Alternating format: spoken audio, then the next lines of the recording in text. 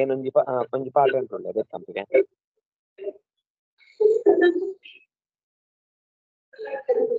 ಏನ್ ನಗದೇನು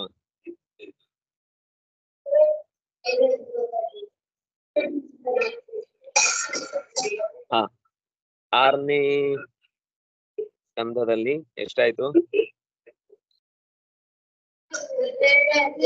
17 ಮುಗೀತಾ 18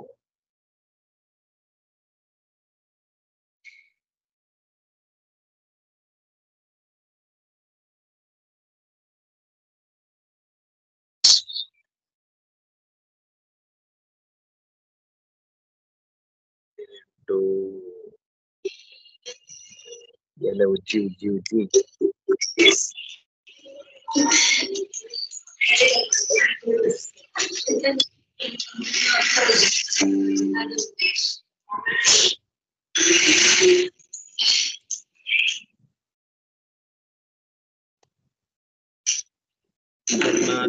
यतोऽन्वयादितरतश्चार्थेष्वभिज्ञस्वराट् तेने ब्रह्महृदाय आदिकवये मुह्यन्ते सूरयः तेजो कार्यभूतान् यथा विनिमयो यत्र त्रिसर्गो मृषा धाम्ना स्वेन सदा निरस्तकुहकं सत्यं परं धीमहि यं प्रव्रजन्तमनुपेतमपेतकृत्यं द्वैपायनो विरहकातर आजुहाव पुत्रेण तन्मयतयातरवोऽपि नेदुः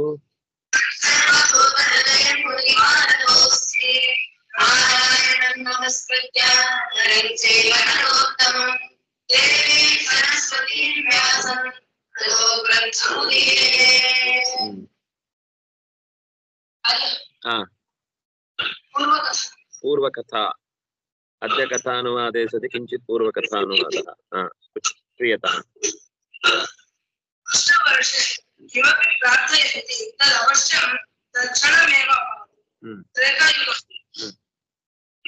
ते सर्वे कान्तारे वासः तत् बहु सुन्दरमस्ति तत्र सर्वमपि प्रकृतिसाधनमस्ति अत्र एकः विशेषः अस्ति अष्टादशयोः सर्वऋतुषु फलपुष्पाणि प्रसवन्ति अर्थात् नैव फलपुष्पाणि न प्रसवन्ति भिन्न भिन्न फलपुष्पाणि तत् कालानुगुणं प्रसवन्ति शीतलरवः कर्णरम्यः सुराः सर्वे ते मोदम् अभिव्यक्तं कुर्वन्ति तत्र ते क्रीडनं कुर्वन्ति तत्र इलावता इति एकं विशिष्टस्थलमस्ति तत्र शिवः भवान् च वसति तत्र आडम्बरः इति क्रीडनं स्थलमस्ति तत्र केऽपि न गच्छन्ति तत्र पार्वत्याः शापः तद्विषये नवमस्कन्धे शिवस्य सेवायै सहस्रकोटि स्त्रियः प्रतीक्षन्ते आसन् स्त्रीणां नायकी पार्वती तत्र संकर्षण इति रूपम् अस्ति एतस्मिन् महादेवस्य सामर्थ्यस्य उपासनं कुर्वन्ति एतत् रूपं लोके तमः प्रचोदयति कः एतत् सम्यक् उपासनं करोति तस्य एकाग्रता भवः संकर्षणस्य एकं मन्त्रं कृत्वा स्तोत्रं करोति तत् मन्त्रम् ॐ नमो भगवते महापुरुषाय सर्वगुणसमुद्राय अनन्ताय अव्यक्ताय नमः संख्याताय इत्यस्ति वा संख्याय इत्यस्ति वा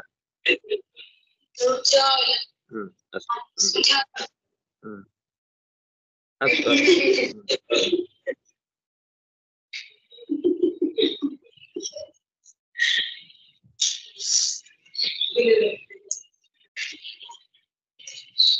संख्याताय अस्ति खलु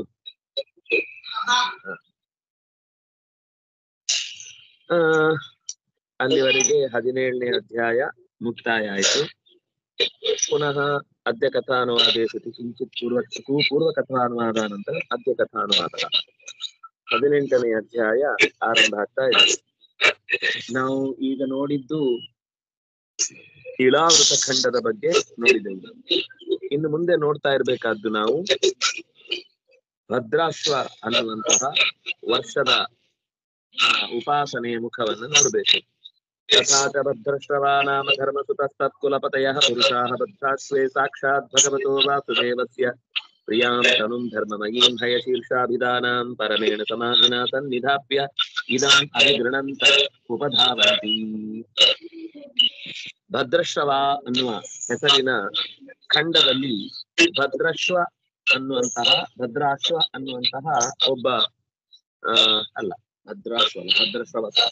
ಭದ್ರಶ್ರವಸ್ ಅನ್ನುವಂತಹ ಧರ್ಮಸುತ, ಧರ್ಮನ ಯಮಧರ್ಮನ ಮಗನಾದ ಒಬ್ಬ ಅಲ್ಲಿ ಮುಖ್ಯ ಕಾರ್ಯವನ್ನ ಮಾಡುವವನಾಗಿದ್ದಾನೆ. ಅವನ ಕುಲದ ಹಿರಿಯರು, ಅವನು ಮಾತ್ರ ಅಲ್ಲ, ಅವನ ಕುಲದ ಹಿರಿಯರು ಕೂಡ ಅಲ್ಲಿ ಸೇರ್ಕೊಂಡು ಆ ಕಾರ್ಯದಲ್ಲಿ ತೊಡಗಿದ್ದಾರೆ. ಲಕ್ಷ್ಮಿ ಮೊದಲಾದ ಎಲ್ಲ ದೇವತೆಗಳಿಗೆ ಅತ್ಯಂತ ಪ್ರಿಯವಾದ ಭಗವಂತನಾದ ವಾಸುದೇವನ ಅಪೂರ್ವವಾದ ಒಂದು ರೂಪವನ್ನ, ವಾಸುದೇವನ ರೂಪ ಹಯಶೀರ್ಷಾಭಿಧಾನ. ಹಯಶೀರ್ಷ ಅನ್ನೋದು ಒಂದು ಸುಂದರವಾದ ವಾಸುದೇವನದ್ದೇ ಮತ್ತೊಂದು ರೂಪ, ಅದು ಜ್ಞಾನಕ್ಕೆ ಕಾರಣವಾದ ರೂಪ. ನಾವು ಜ್ಞಾನಾನಂದಮಯಂ ದೇವಂ ನಿರ್ಮಲ ಸ್ಫಟಿಕಾಕೃತಿಂ ಆಧಾರಂ ಸರ್ವ ವಿದ್ಯಾನಾಂ ಹಯಗ್ರೀವೋಪಾಸನೆ ಅಂತ ಏನು ಹೇಳ್ತೇವೋ ಆ ರೂಪದ ಸಂಗತಿಯನ್ನ ಇಲ್ಲಿ ಹೇಳ್ತಾ ಇದ್ದಾರೆ. ಯಾರು ಈ ಹಯಗ್ರೀವ ರೂಪದ ಉಪಾಸನೆಯನ್ನು ಮಾಡ್ತಾರೋ ಅವನಿಗೆ ವಿದ್ಯೆ ಸಿಗುತ್ತೆ ಅನ್ನೋದು ಶಾಸ್ತ್ರದಲ್ಲಿ ಹೇಳಿದ ಮಾತು. ಇಲ್ಲಿ ಭದ್ರಾಶ್ವ ಖಂಡದಲ್ಲಿ ಭದ್ರಶ್ರವಸ್ಸು ಕೂಡ ಈ ಮಂತ್ರವನ್ನ ಅನುಸಂಧಾನ ಮಾಡಿಕೊಂಡು ಸ್ತೋತ್ರವನ್ನ ಜಪಿಸ್ತಾ ತನ್ನ ಸಾಧನೆಯನ್ನ ಮಾಡ್ತಾ ಇದ್ದಾನೆ. ಏನದು ಮಂತ್ರ? ಓಂ ನಮೋ ಭಗವತೆ ಧರ್ಮಾಯ ಆತ್ಮಶೋಧನಾಯ ನಮಃ ಇತಿ ಅಂತ ಆ ಮಂತ್ರದ ಸ್ವರೂಪ.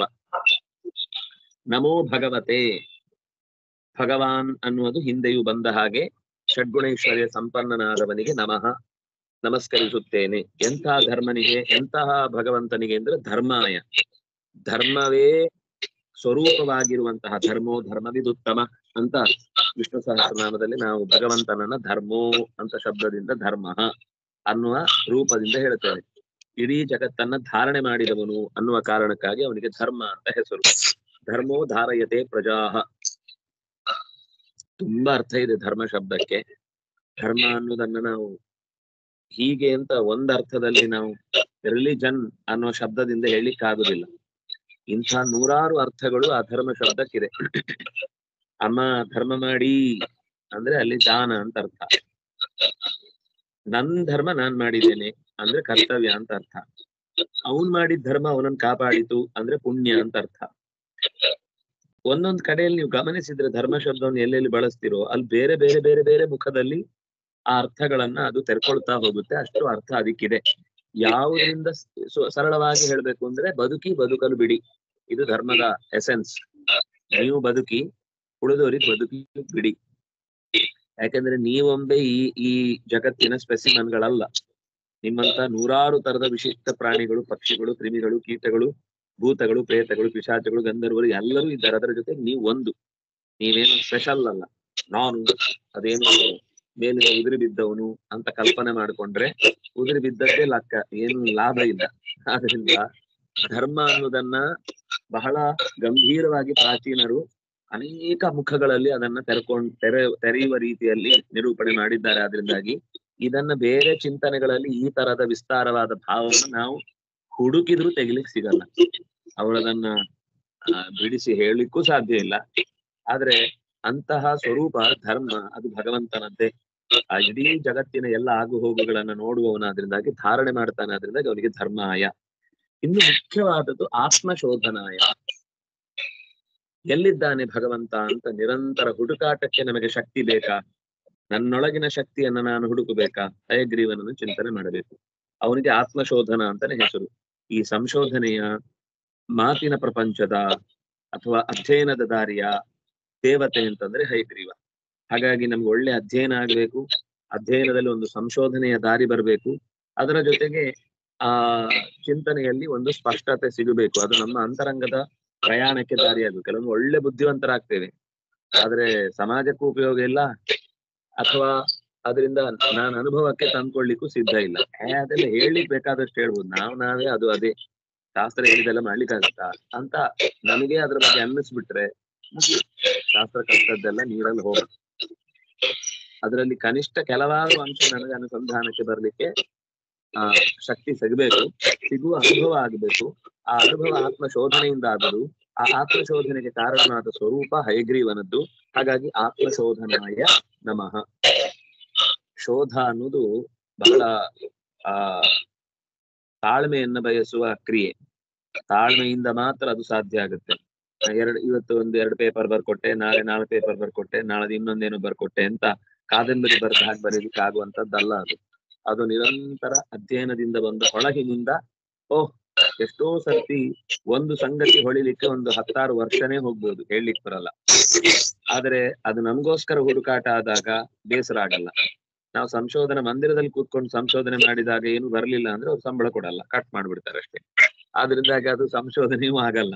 ಏನು ಅಂದ್ರೆ ಒಂದ್ ಕಡೆ ಎಲ್ಲ ಸೇರಿ ಒಟ್ಟಿಗೆ ಹಾಕಿದ್ವಿ ಅಂತ ಅಷ್ಟೇ. ನಮ್ ಪ್ರಶ್ನೆಗೆ ಉತ್ತರ ಸಿಗಬೇಕಾ? ಅದು ತಪಸ್ಸು. ಸಂಶೋಧನೆ ಎನ್ನುವುದು ಒಂದು ತಪಸ್ಸು. ಆ ತಪಸ್ಸಿನಲ್ಲಿ ನಿರಂತರ ತೊಡಗಿದಾಗ ಕೆಲವೊಮ್ಮೆ ಪ್ರವಾಹದ ರೂಪದಲ್ಲಿ ಹೊಳೆದು ಬಿಡುತ್ತೆ. ಕೆಲವೊಂದ್ ಸರ್ತಿ ಏನು ಇಲ್ಲ, ಬರಗಾಲ ಬಂದ ಹಾಗೆ ಏನು ತಲೆ ವರ್ಕೇ ಇಲ್ವೋ ಏನೋ, ತಲೆಯಲ್ಲಿ ಏನು ಕೆಲಸನೇ ಆಗ್ತಾ ಇಲ್ವೋ ಏನೋ ಅಂತ ಅನಿಸೋತಿದ್ಯೂ ಬರುತ್ತೆ. ಎರಡಕ್ಕೂ ಯೋಚನೆ ಮಾಡಿ ಅಂತಹ ದಾರಿ ಕೆಡದಂತೆ ಅಥವಾ ನಿರೀಕ್ಷೆ ಹುಸಿಯಾಗದಂತೆ ಮನಸ್ಸಿನಲ್ಲಿ ನಿರಂತರ ಒಂದು ಹೊಸ ಹೊಳಹನ್ನು ಹುಟ್ಟು ಹಾಕುವ ಶಕ್ತಿಯಾಗಿ ಹಯಗ್ರೀವನನ್ನು ಉಪಾಸನೆ ಮಾಡ್ತಾರೆ. ಭದ್ರಾಶ್ವ ಎನ್ನುವ ಖಂಡದಲ್ಲಿ ಭದ್ರ ಶ್ರವಸ್ ಅನ್ನುವನು ಅವನ ಕುಲಪತಿಗಳ ಜೊತೆಗೆ, ಅವನ ಇಡೀ ಪರಿವಾರದ ಜೊತೆಗೆ, ಅವನೊಬ್ಬನೇ ಅಲ್ಲ ಇಡೀ ಪರಿವಾರ ಸೇರಿ ಆ ಚಿಂತನೆಯನ್ನು ಮಾಡ್ತಾರೆ. ಅಹೋ ವಿಚಿತ್ರಂ ಭಗವದ್ವಿಚೇಷ್ಟಿತಂ ಘ್ನಂತಂ ಜನೋ ಯಂ ಹಿನ ಮಿಷನ್ನ ಪಶ್ಯತಿ ಧ್ಯಾಯನ್ನ ಸದ್ಯರ್ಹಿ ವಿಕರ್ಮ ಸೇವತೆ ವಿಹೃತ್ಯ ಪುತ್ರ ಪಿತರಂ ಜಿಜೀವಿಷು. ಇದನ್ನ ಭದ್ರಾಶ್ವ ಆ ಹಯವದನ ಮೂರ್ತಿಯನ್ನ ಚಿಂತಿಸ್ತಾ ಮುಂದೆ ಹೇಳ್ತಾನೆ, ಜೀವರ ಬುದ್ಧಿ ಪ್ರಕೃತಿಯ ವಸ್ತುಗಳಿಗೆ ಬೇಗನೆ ಬಲಿಯಾಗಿ ಅಶುದ್ಧವಾಗುತ್ತೆ. ಅದು ಅಶುದ್ಧವಾಗಿಸುವ ಪ್ರಕ್ರಿಯೆ ಕೂಡ ಅವನೇನ್ ಬೇಕು ಅಂತ ಅಶುದ್ಧ ಮಾಡ್ಕೊಳ್ಳಿಕ್ಕಾಗಲ್ಲ. ಅವನ ಒಳಗಿನಿಂದ ಅಂಥ ಜಿಜ್ಞಾಸೆ ಇಲ್ಲದೆ ಇದ್ದಾಗ ಬೇಡವಾದ ಸಂಗತಿಗಳು ಬಂದು ತುಂಬಿಕೊಳ್ಳುತ್ತೆ. ಬುದ್ಧಿವಂತಿಕೆ ಇರುತ್ತೆ, ಏನಾದ್ರೂ ವಿಷಯ ಸಿಗ್ಬೇಕು, ಬೇಡವಾದ ತಲೆ ಒಳಗೆ ಹೋಗಿರುತ್ತೆ. ಆದ್ರಿಂದಾಗಿ ಸುತ್ತಲೇ ಮಾರಕ ಸಂಗತಿಗಳು ಇವೆ ಅಂತ ಗೊತ್ತಿದ್ರು ಕೂಡ ಅದನ್ನ ವಿರೋಧಿಸಿ ನಿಲ್ಲಿಕ್ಕಾಗುದಿಲ್ಲ. ತಂದೆ ಉತ್ತರ ಕ್ರಿಯೆ ಮಾಡಿ ಬರ್ತಾನೆ. ಮಾರಣಾಂತಿಕವಾದ ಪ್ರಸಂಗದಲ್ಲಿ ತಂದೆ ಪ್ರಾಣ ತೆತ್ತಾಗ ತಂದೆಯ ಐಹಿಕ ಅಂದ್ರೆ ಔರ್ಧ್ವದೇಹಿಕ ಕ್ರಿಯೆಯನ್ನು ಮಾಡಿ ಬರ್ತಾನೆ. ಬರುವಾಗ ಅನ್ಸಿರುತ್ತೆ, ಬೇಡವೇ ಬೇಡ, ಇನ್ನೊಂದ್ಸರ್ತಿ ಈ ಜೀವನದ ಯಾವ ಕಷ್ಟಗಳೂ ಬೇಡ ಅಂತ. ಅದಕ್ಕೊಂದು ಹೆಸರಿದೆ, ಸ್ಮಶಾನ ವೈರಾಗ್ಯ ಅಂತ. ಅದು ಸ್ಮಶಾನ ಅಲ್ಲ, ಸ್ಮಶಾನ. ಕನ್ನಡದಲ್ಲಿ ಮಸಣ ಆಗತ್ತೆ. ಮಸಣ ವೈರಾಗ್ಯ ಇರುವ ಹಾಗೆ ಮತ್ತೆ ವಾಪಸ್ ಬಂದ ತಕ್ಷಣ ತುಂಬಾ ಬದುಕಬೇಕು ಅಂತ ಮತ್ತೆ ಅನ್ಸ್ಬಿಡುತ್ತೆ.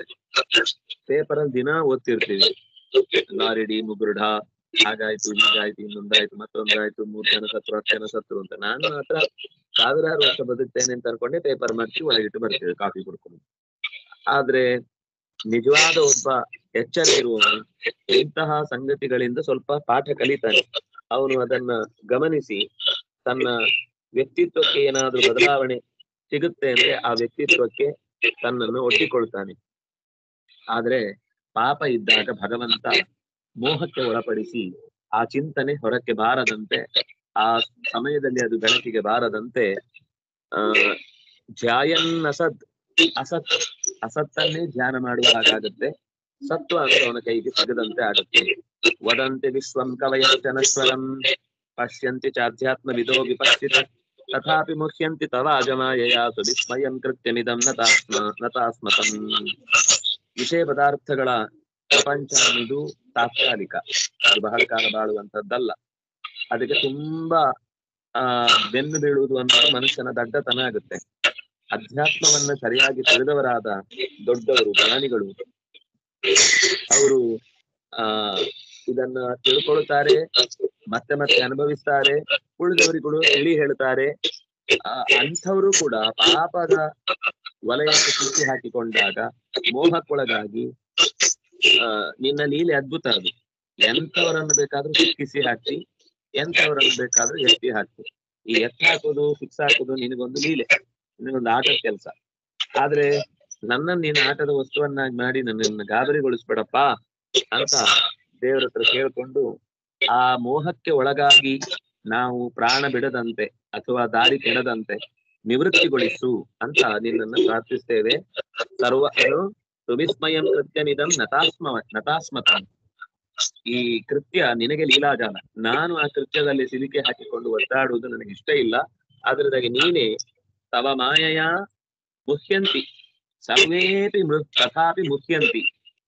ಹಾಗಿದ್ರು ತವ ಕೃತ್ಯಂ ಇದಂ ಸುವಿಸ್ಮಯಂ. ಇದು ನೋಡ್ಲಿಕ್ಕೆ, ಕೇಳಲಿಕ್ಕೆ, ಮತ್ತೆ ಮತ್ತೆ ಆಲೋಚನೆ ಮಾಡಿದ್ರೆ ಅರ್ಥ ಮಾಡ್ಕೊಳ್ಳಿಕ್ಕೆ ಸಾಧ್ಯ ಆಗದಷ್ಟು ವಿಶಿಷ್ಟವಾದದ್ದು. ನತಾಸ್ಮ, ಇದರಿಂದ ಪಾರು ಮಾಡಪ್ಪ, ನಿನಗೆ ಶರಣಾಗಿ ಬಿಟ್ಟಿದ್ದೇವೆ.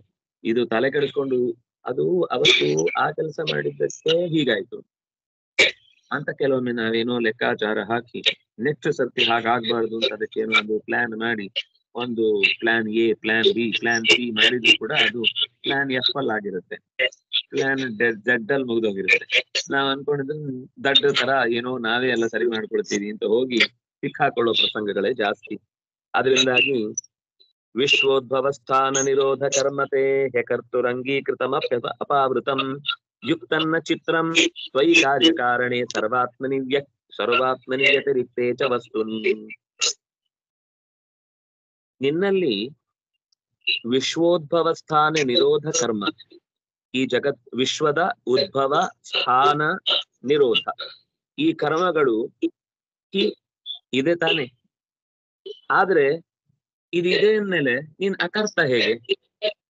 ಕರ್ತೃತ್ವ ನಿನ್ನಲ್ಲಿ ಇಲ್ಲ ಅಂತಾನು ಹೇಳ್ತಾರೆ. ಈ ವಿಶ್ವೋದ್ಭವ ಸ್ಥಾನ ನಿರೋಧ ಕರ್ಮಂತೆ ನಿನ್ನಿಂದಲೇ ಅಂತಾನು ಹೇಳ್ತಾರೆ. ಇದು ಹೇಗೆ? ಇದು ಬಹಳ ವಿಶಿಷ್ಟವಾದದ್ದು. ಯಕರ್ತುಹು ಅಂಗೀಕೃತಮಪಿ ಅಪಾವೃತಂ. ಪರಸ್ಪರ ವಿರುದ್ಧವಾದ ಎರಡು ಗುಣಗಳು ಒಟ್ಟಿಗೆ ಇದೆ ಅಂತಂದ್ರೆ ಅದು ನಿನ್ನಲ್ಲಿ ಮಾತ್ರ. ನಾನು ದಡ್ಡನೂ ಹೌದು, ನಾನು ಬುದ್ಧಿವಂತನೂ ಹೌದು ಅಂತ ಹೇಳಿದ್ರೆ ಇದು ನಿಜವಾಗ್ಲೂ ಲೂಸ್ ಆಗಿದೆ ಅಂತ ಗೊತ್ತಾಗುತ್ತೆ. ಆದ್ರಿಂದ ದಡ್ಡ ಅಂದ್ರೆ ದಡ್ಡ, ಬುದ್ಧಿವಂತ ಅಂದ್ರೆ ಬುದ್ಧಿವಂತ. ಆದ್ರೆ ಪರಮಾತ್ಮನಲ್ಲಿ ಹೀಗೆ ಕರ್ತಾನೂ ಹೌದು ಅಕರ್ತಾನೂ ಹೌದು, ಇದನ್ನು ಹೇಗೆ ಅರ್ಥ ಮಾಡಿಕೊಳ್ಳುವುದು ಅಂತ ಸ್ವಲ್ಪ ಯೋಚನೆ ಮಾಡಿದ್ರೆ, ಯಾವಾಗ ಕೆಲಸದಿಂದ ಬರಬೇಕಾದ ಫಲದ ಬಗ್ಗೆ ನಿರೀಕ್ಷೆ ಇಲ್ಲದೆ ಯಾರು ಕೆಲಸ ಮಾಡ್ತಾನೋ ಅವನು ಅಕರ್ತ. ಆದ್ರೆ ಆ ಕೆಲಸಕ್ಕೆ ಹಾಕಬೇಕಾದ ಪ್ರಯತ್ನವನ್ನು ಪೂರ್ಣವಾಗಿ ಹಾಕಿ ಅದ್ರಲ್ಲಿ ತೊಡಗ್ತಾನೆ. ಆದ್ರಿಂದಾಗಿ ಅವನ ಇಚ್ಛೆಯಿಂದಲೇನೆ, ಅವನ ತಾಕತ್ತಿನಿಂದಲೇನೆ, ಅವನ ಸ್ವಾತಂತ್ರ್ಯದ ಅಡಿಯಲ್ಲೇ ಅದು ನಡೆಯುತ್ತೆ. ಆದ್ರಿಂದಾಗಿ ಅವನು ಕರ್ತ, ಸ್ವತಂತ್ರ ಕರ್ತ.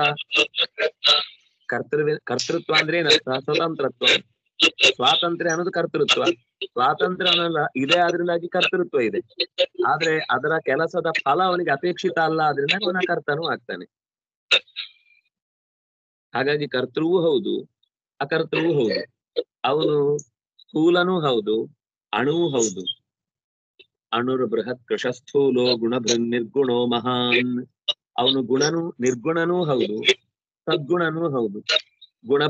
ಗುಣಭೃತ್ ಅಂದ್ರೆ ಎಲ್ಲ ಗುಣಗಳಿಂದ ತುಂಬಿಕೊಂಡಿದ್ದಾನೆ. ಆದ್ರೆ ಯಾವುದೇ ಗುಣಗಳು ಅವನನ್ನ ಬಾಧಿಸುವುದಿಲ್ಲ. ಆದ್ರಿಂದಾಗಿ ಅವನು ನಿರ್ಗುಣನೂ ಹೌದು. ಬಾಧಿಸುವಂತಹ ಗುಣ ಅವನಿಗಿಲ್ಲ. ಆದ್ರೆ ಉಳಿದ ಎಲ್ಲ ಬಾಧಿಸದ ಗುಣಗಳಿಗೆ ಅವನು ಸ್ವಾತಂತ್ರ್ಯ ಇದೆ. ಆದ್ರಿಂದಾಗಿ ಅವನು ಗುಣಭೃತ್ತೂ ಹೌದು. ಅವನು ಎಟ್ ಎ ಟೈಮ್ ಕೃಷನಲ್ಲೂ ಇದ್ದಾನೆ, ಸ್ಥೂಲನಲ್ಲೂ ಇದ್ದಾನೆ, ದಪ್ಪದವರಲ್ಲೂ ಇದ್ದಾನೆ, ತೆಳ್ಳಗಿದ್ದವರಲ್ಲೂ ಇದ್ದಾನೆ. ಆದ್ನಾಗ ಅವನು ಕೃಷನೂ ಹೌದು ಸ್ಥೂಲನೂ ಹೌದು. ಹೀಗೆ ಎಲ್ಲಾ ಪದಗಳು ಕೂಡ ಅವನಲ್ಲಿ ಅನಾಯಾಸವಾಗಿ ತುಂಬಿಕೊಳ್ಳುತ್ತೆ ಅಂತ. ಹೀಗೆ ಅವನು ಕರ್ತೃ ಹೌದು ಅಕರ್ತೃ ಹೌದು. ಅವನು ಗುಣಭೃತ್ತೂ ಹೌದು, ಅವನು ನಿರ್ಗುಣವೂ ಹೌದು. ಅವನು ಅಣುನೂ ಹೌದು, ಅವನು ಸ್ಥೂಲನೂ ಹೌದು. ಅವನು ಕೃಷನೂ ಹೌದು, ಅವನು ಎಲ್ಲನೂ ಏನಂತೀರೋ ಅದೆಲ್ಲ ಅವನೇ. ಆದ್ರೆ ಅದರಲ್ಲಿ ಯಾವುದು ಅವನಿಗೆ ದೋಷ ಇಲ್ಲ, ಯಾವುದು ಅವನಿಗೆ ಸಿಕ್ಕಿಸಿ ಹಾಕುವಂತ ಒಂದು ಬಂಧಕ ಶಕ್ತಿಯಾಗಿ ಅವನನ್ನು ಕಾಡುವುದಿಲ್ಲ. ಹೀಗೆ ವೇದಗಳು ನಿನ್ನನ್ನ ಅಕರ್ತ ಅಂತ ಹೇಳ್ತಾ ಇದೆ, ಜ್ಞಾನಿಗಳು ನಿನ್ನನ್ನು ಜನ್ಮಾದಿ ಕರ್ತ ಅಂತ ಹೇಳ್ತಾರೆ. ಇದೆರಡನ್ನ ಅರ್ಥ ಮಾಡಿಕೊಳ್ಳಿಕ್ಕೆ ನೀನೇ ನಮಗೆ ಶಕ್ತಿ ಕೊಡಬೇಕು. ಪ್ರಕೃತ್ಯಾದಿ ಸರ್ವ ಕಾರಣಗಳ ಅಸ್ತಿತ್ವ, ಅದರ ನಿಯಂತ್ರಣ ನಿನ್ನ ಕೈಯಲ್ಲಿದೆ. ನೀನು ಲೋಕ ವಿಲಕ್ಷಣನಾದ್ರಿಂದಾಗಿ ಸರ್ವ ವಿರುದ್ಧವಾದ ಕಾರ್ಯಕರ್ತೃತ್ವ ನಿನ್ನಲ್ಲಿ ತುಂಬಿದೆ. ಅದು ಅಸಂಭಾವಿತ ಅಲ್ಲ. ಹಿ ಅಂದ್ರೆ ಅದು ನಿಶ್ಚಯ. ವಿಶ್ವೋದ್ಭವ ಸ್ಥಾನ ನಿರೋಧ ಕರ್ಮ ಹಿ ಅಕರ್ತು. ನೀನು ಅಕರ್ತು ಹೌದು. ತೇ ನಿರೋಧ ಕರ್ಮ ಅಪಿ ವಿದ್ಯತೆ. ಚಿತ್ರಂ ಯುಕ್ತಂ ನ ಚಿತ್ರಂ ತ್ವಯಿ. ಇದು ಯುಕ್ತಂ ತ್ವಯಿ ನ ಚಿತ್ರಂ. ಇದು ನಿನ್ನಲ್ಲಿ ಆಶ್ಚರ್ಯಕರ ಅಲ್ಲ. ನಮ್ಮಲ್ಲಾದ್ರೆ ಆಶ್ಚರ್ಯ ಆಗುತ್ತೆ. ಅವನಿಗೆ ಅವ್ನು ತುಂಬಾ ಚೆನ್ನಾಗಿ ಹಾಡ್ತಾನೆ, ಆದ್ರೆ ಅವನಿಗೆ ಹಾಡಿನ ಕೇಳಿಕ್ ಮಾತ್ರ ಆಗಲ್ಲ. ಅವನ್ ಅನ್ಕೊಂಡಿರ್ತಾನೆ ನಾನ್ ಚೆನ್ನಾಗಿ ಹಾಡ್ತೇನೆ ಅಂತ ಅಷ್ಟೇ. ಪ್ರಾಬ್ಲಮ್ ಅದು, ಬೇರೆಯವ್ರು ಅನ್ನೋದಲ್ಲ. ಒಳ್ಳೆಯ ಸಂಗೀತಗಾರರಾದ ಅಂತ ಅವನೇ ಒಂದು ಫ್ಲೈಯರ್ ಹಾಕಿ ಪೋಸ್ಟ್ ಮಾಡಿರ್ತಾನೆ. ಕೇಳಿದವರೆಲ್ಲ ಒದ್ದಾಡ್ತಾ ಇರ್ತಾರೆ.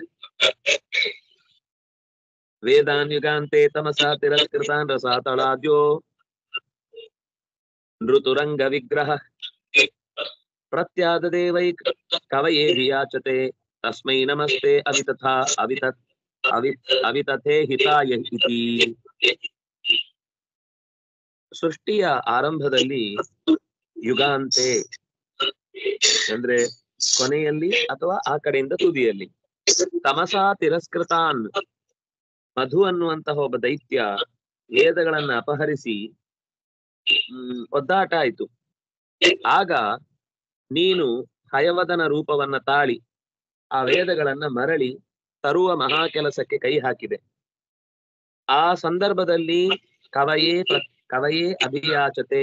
ಕವಿ ಅಂತಂದ್ರೆ ಹೃದಯ ಆದಿ ಕವಯೇ ಮುಹ್ಯಂತಿಯಂ ಸೂರಯ ಅಂತ ಮೊದಲ ಪದ್ಯದಲ್ಲಿ ಬಂದ ಕವಿ ಅಂದ್ರೆ ಚತುರ್ಮುಖನ ಪ್ರಾರ್ಥನೆಯಂತೆ ಅಭಿಯಾಚತೆ.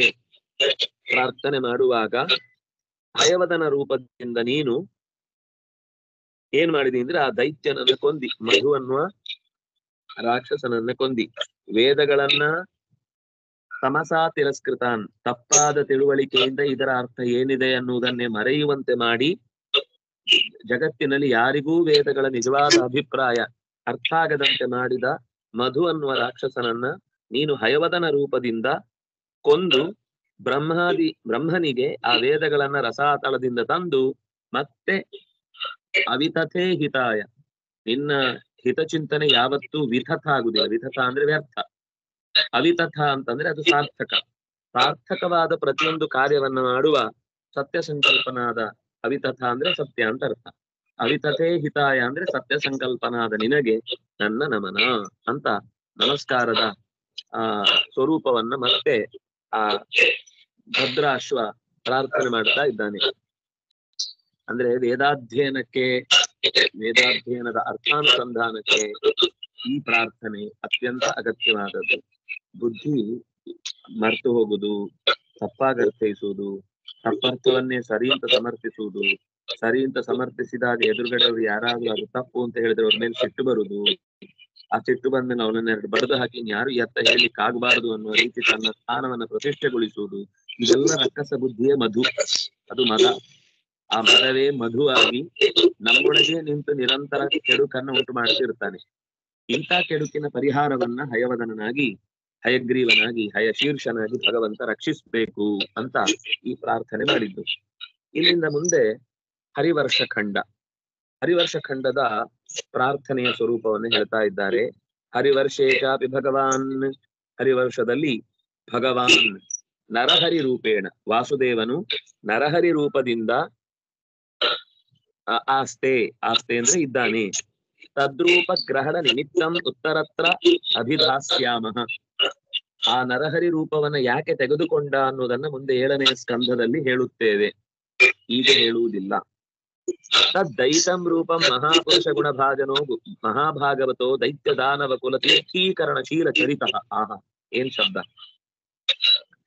ದೈತ್ಯರ ದಾನವರ ಕುಲದ ಪರಿಶುದ್ಧಿಯ ಕಾರ್ಯವನ್ನೇ ತನ್ನ ಸ್ವಭಾವವನ್ನಾಗಿ ಚರಿತ್ರೆಯಾಗಿಸಿಕೊಂಡ ಪ್ರಹ್ಲಾದ ಅವ್ಯವಧಾನಸ್ಯ ಭಕ್ತಿಯೋಗೇನ, ನಡುವಿನಲ್ಲಿ ಸ್ವಲ್ಪವೂ ತಡೆ ಇಲ್ಲದೆ ಅಡೆತಡೆ ಇಲ್ಲದೆ ಭಕ್ತಿ ಯೋಗೇನ ನಿರಂತರ ಭಕ್ತಿಯ ಸಂಬಂಧದಿಂದಾಗಿ ತದ್ವರ್ಷ ಪುರುಷೈಹಿ ಆ ಹರಿವರ್ಷದ ಅನೇಕ ಜನ ಸಜ್ಜನರ ಒಡನೆ ಉಪಾಸ್ತೆ ಪ್ರಹ್ಲಾದನು ನರಸಿಂಹ ರೂಪವನ್ನು ಉಪಾಸನೆ ಮಾಡುತ್ತಾ ಇದ್ದಾನೆ ಇವತ್ತಿಗೂ. ಇದಂ ಚ ಉದಾಹರತಿ ಅವನು ಈ ಮಂತ್ರವನ್ನ ಹೇಳ್ತಾ ಇದ್ದಾನೆ. ಇದೊಂದು ಸುಂದರವಾದ ಮಂತ್ರ ಇದೆ ಇಲ್ಲಿ ಮತ್ತೆ. ಓಂ ನಮೋ ಭಗವತೆ ನೃಸಿಂಹಾಯ ತೇಜಸ್ತೇಜಸೇ ಆವಿರಾವಿರ್ಭವ ವಜ್ರನಶ ವಜ್ರತಂತ್ರ ಕರ್ಮಾಶಯಾನ್ ರಂಧಯತಮೋಗ್ರಸ ಸ್ವಾಹ ಅಭಯಮಾತ್ಮನೆ ಭೂಯಿಷ್ಠಾತ್ ಓಂ ಕ್ಷೋಂ ಅಂತ ಆ ಮಂತ್ರದ ಸ್ವರೂಪ. ನಮೋ ಭಗವತೆ ಎಲ್ಲ ಜಗತ್ತಿನ ಗುಣಗಳ ರಾಶಿ ಎನಿಸಿದಂಥವರಲ್ಲಿಯೂ ಕೂಡ ಆ ತತ್ವವನ್ನ ತುಂಬಿದವ ಭಗವಾನ್. ಈಗ ಜ್ಞಾನಿಗಳಿಗೂ ಭಗವಾನ್ ಶಬ್ದವನ್ನ ಹಾಕ್ತಾರೆ. ವೇದವ್ಯಾಸರಾದ್ರೆ ಸ್ವತಃ ನಾರಾಯಣ ಬಿಡಿ, ಭಗವಾನ್ ವೇದವ್ಯಾಸ ಅನ್ನೋದು ದೊಡ್ಡ ವಿಷಯ ಅಲ್ಲ. ಆದ್ರೆ ಭಗವಾನ್ ವಿಶ್ವಾಮಿತ್ರ, ಭಗವಾನ್ ವಸಿಷ್ಠ ಅಂತ ಅವರಿಗೂ ಭಗವಾನ್ ಶಬ್ದ ಹಾಕ್ತಾರೆ. ಆಗ ಏನರ್ಥ ಅಂತ ಪುರಾಣವೇ ಚರ್ಚೆ ಮಾಡ್ತಾ, ಯಾಕೆಂದ್ರೆ ಅವರಿಗೂ ಜೈ ಇವರಿಗೂ ಜೈ ಮತ್ತೊಬ್ರಿಗೂ ಸೈ ಇವರಿಗೂ ಕೈ ಅಂತ ಹೇಳಿ ಅವ್ಯವಸ್ಥೆ ಮಾಡಿಬಿಟ್ರೆ ಯಾವ ಅರ್ಥಕ್ಕೆ ಎಲ್ಲಿ ಏನು ಅಂತ ಸರಿಯಾಗಿ ತಲೆಗೊಂದು ಹೊಳಿಬೇಕಲ್ಲ.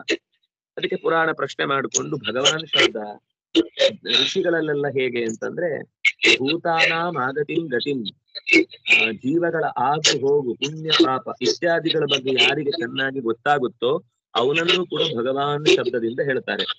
ಅದರ ನೆಕ್ಸ್ಟ್ ಲೆವೆಲ್ ನಲ್ಲಿ ಭಗವತ್ ಪಾದರು, ಆ ಭಗವಾನ್ ಅನ್ನುವ ಭಗವಂತನ ಪಾದಕ್ಕೆ ಸಮಾನವಾಗಿ ಪಾದದ ಅಡಿಯಾಳಾಗಿ ಯಾರು ನೆಲೆಸ್ತಾರೋ, ಭಕ್ತರಾಗಿ ಯಾರು ಉಳಿತಾರೋ ಅವರನ್ನ ಭಗವತ್ ಪಾದರು ಅಂತ ಕರೀತಾರೆ.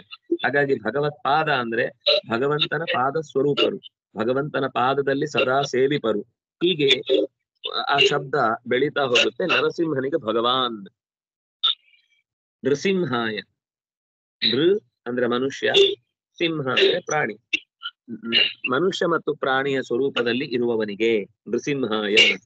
ತೇಜಸ್ತೇಜಸೆ, ಜಗತ್ತಿನಲ್ಲಿ ಏನೆಲ್ಲ ಅದ್ಭುತವಾದ ತೇಜಸ್ಸುಗಳು ಅಂತಿವೆಯೋ ಆ ಎಲ್ಲ ತೇಜಸ್ಸಿಗೂ ತೇಜಸ್ಸು.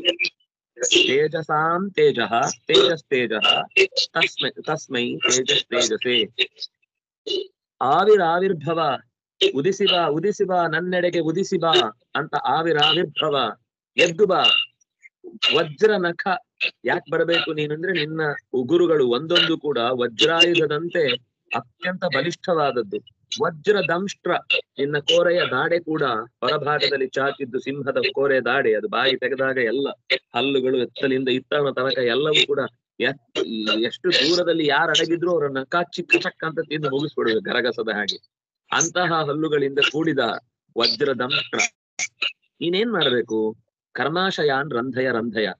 ಕರ್ಮ ಅಂತಂದ್ರೆ ನನ್ನ ಜೀವನದ ಒಂದಾದ್ಮೇಲೆ ಒಂದು ಬದುಕನ್ನ ಮತ್ತೆ ಮತ್ತೆ ಬವಣೆಗೆ ಈಡು ಮಾಡುವಂತಹ ಕರ್ಮಗಳ ರಾಶಿಯನ್ನು, ಆಶಯ ಅಂತಂದ್ರೆ ಸಂಸ್ಕಾರ ರೂಪವಾಗಿಯೂ ತುಂಬಿಕೊಂಡಿದೆ, ಅನುಭವಿಸಬೇಕಾದ ಕರ್ಮಗಳ ಸಾಲಾಗಿ ತುಂಬಿಕೊಂಡಿದೆ. ಅದನ್ನ ರಂಧಯ, ನಾಶ ಮಾಡು. ನನ್ನೊಳಗೆ ಸೇರಿಕೊಂಡ ತಮೋ ಗ್ರಸ, ನನ್ನೊಳಗೆ ಸೇರಿಕೊಂಡಂತಹ ಕತ್ತಲೆಯನ್ನು ನುಂಗಿಬಿಡು. ಉಗುರಿನಿಂದ ಸೀಳು ಕರ್ಮಗಳನ್ನ, ಹಲ್ಲಿನಿಂದ ಕತ್ತಲೆಯನ್ನು ಕೊನೆಗೊಳಿಸು. ಸಮೋ ಗ್ರಸ, ನನ್ನನ್ನೇ ಸ್ವಾಹ, ನನ್ನನ್ನೇ ನಿನಗೆ ಕೊಟ್ಟು ಬಿಡ್ತಾ ಇದ್ದೇನೆ. ಸ್ವಾಹ ಅಭಯಂ, ಆತ್ಮನೇ ಅಭಯಂ ಭೂಯಿಷ್ಠಾತ್, ನನ್ನ ಜೀವಕ್ಕೆ ಧೈರ್ಯವನ್ನು ಕೊಡು. ಭೂಯಿಷ್ಠಾತ್ ಅಂದ್ರೆ ಭೂಯಾತ್, ಉಂಟಾಗಲಿ. ಆತ್ಮನೇ, ನನಗೆ ನಿನ್ನಿಂದ ಅಭಯ ಉಂಟಾಗಲಿ. ಓಂ ಕ್ಷೋಮ್, ಅದು ಕ್ಷೋಮ್ ಅನ್ನೋದು ನರಸಿಂಹದೇವನ ಮತ್ತೊಂದು ಹೆಸರದು. ಕ್ಷ ಅನ್ನುವಲ್ಲಿ ಕ ಅಂದ್ರೆ ತಲೆ ಅಂತ ಅರ್ಥ. ಕ ಅನ್ನುವ ಶಬ್ದಕ್ಕೆ ತಲೆ ಅಂತ ಅರ್ಥ. ಚತುರ್ಮುಖನಿಗೂ ಕ ಅಂತ ಹೆಸರಿದೆ, ತಲೆಗೂ ಕ ಅಂತ ಹೆಸರಿದೆ, ಆನಂದಕ್ಕೂ ಕ ಅಂತ ಹೆಸರಿದೆ. ಕ ಅನ್ನುವ ಶಬ್ದಕ್ಕೆ 100 ಅರ್ಥ ಇದೆ. ಅದರಲ್ಲಿ ಒಂದು ಪ್ರಧಾನ ಅರ್ಥ ತಲೆ ಅಂತ.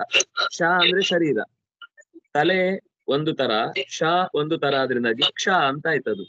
ಆದ್ರಿಂದಾಗಿ ನರಸಿಂಹನ ರೂಪ ಕ್ಷ. ಅದಕ್ಕೆ ಕ್ಷಾದ ಜೊತೆಗೆ ಓಂಕಾರ ಸೇರಿ ಕ್ಷೋಮ್ ಅಂತ. ಹೀಗೆ ಭಯವೆಲ್ಲ ಪರಿಹರಿಸುವ ನರಸಿಂಹನ ರೂಪಕ್ಕೆ ಅದು ವಸ್ತುತಃ ಕಕಾರ ಶಕಾರಗಳ ಒಟ್ಟಾದ ರೂಪವಾದ್ರೂ ನಾವು ಅಕ್ಷರ ಅಂತ ಹೇಳ್ತೇವೆ. ಈಗದವರಾದ್ರೆ ಜ್ಞ ಅಲ್ವಾ, ಕೊನೆಗೆ ಕ್ಷಾತ್ರ ಜ್ಞ, ಈಗದ ಅಕ್ಷರ ಹೇಳುದಾದ್ರೆ ಅಜ್ಞರ ಆಗ್ಬೇಕು, ಅಜ್ಞರ ಮಾಲೆ. ಅಕ್ಷರ ಮಾಲೆ ಯಾಕಂದ್ರೆ ಕ್ಷಾದ ಇನ್ನು ಮುಂದೆ ಇನ್ನು 2 ಅಕ್ಷರ ಅವರೇ ನಮ್ ದಡ್ಡತನಲ್ಲಿ ಇರ್ಲಿ ಅಂತ ಹಾಕ್ಬಿಟ್ಟಿದ್ದಾರೆ. ಅದರಿಂದಾಗಿ ಆ ಕೊನೆಯ ಅಕ್ಷರ ಕ್ಷ. ವಸ್ತುತಃ ಕ್ಷ ಅನ್ನೋದು ಕಕಾರ ಶಕಾರಗಳ ಮಿಕ್ಸರ್ ಅದು. ಆದ್ರೂ ಅದನ್ನೊಂದು ಪ್ರತ್ಯೇಕ ಅಕ್ಷರವಾಗಿ ತಂತ್ರ ಗ್ರಂಥಗಳು ತುಂಬಾ ಒತ್ತು ಕೊಟ್ಟು ಅದನ್ನ ಗುರುತಿಸಿದೆ. ಯಾಕೆ ಅಂದ್ರೆ ಅದು ಅಕ್ಷರಾಭಿಮಾನಿ ದೇವತೆ, ಜೊತೆಗೆ ಅದರಲ್ಲಿ ಒಂದು ಪಾಪ ಕ್ಷಯಕಾರಕವಾದ ಶಕ್ತಿ ಇದೆ. ಅದರಲ್ಲಿ ಅದು ಅಕ್ಷರ ಮಾಲೆ ಅಂತ ಆ ಕಾರಣಕ್ಕೆ ಹೇಳುವಂತದ್ದನ್ನ ನಾವು ನೋಡುತ್ತೇವೆ. ಮತ್ತು ಕೆಲವು ಪ್ರಹ್ಲಾದನ ಸ್ತೋತ್ರದ ಭಾಗ ಮುಂದಿನ ಮಾತಿನಲ್ಲಿದೆ. ಅದನ್ನ ಮತ್ತೆ ನಾಳೆಯ ಚಿಂತನೆಯಲ್ಲಿ ಸೇರಿದಾಗ ನೋಡೋಣ ಅಂತ ಹೇಳ್ತಾ, ಕಾಯೇನ ವಾಚಾ ಮನಸೇಂದ್ರಿಯೈರ್ವಾ ಬುದ್ಧ್ಯಾತ್ಮನಾ ವಾ ಕರೋ